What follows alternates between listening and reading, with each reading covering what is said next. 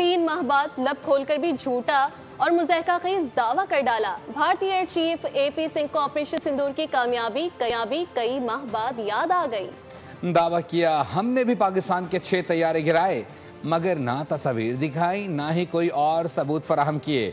पाकिस्तान ने मार के हक के दौरान भारतीय राफेल समेत 6 तैयारों को मार गिराने के बाद सबूत दुनिया के सामने पेश किए।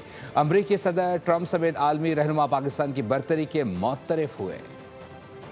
रॉयटर्स ने सच दिखाया, BBC ने भी हक बताया। पाकिस्तान ने खुलकर जश्न मनाया। खुद भारतीयों ने मोदी की नाकामी का नौहा गाया। फिर भी झूठा भारत झूठ बोलने से बाज न आया।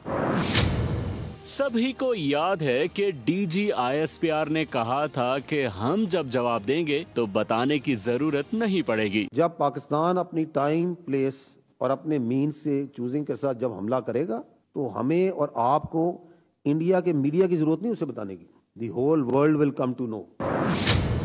लेकिन भारतीय एयर चीफ ने एक बार फिर मुज़हका खेज़ दावा कर दिया। जंग के पूरे 3 माह बाद 5 पाकिस्तानी तैयारे गिराने का झूठा दावा कर डाला।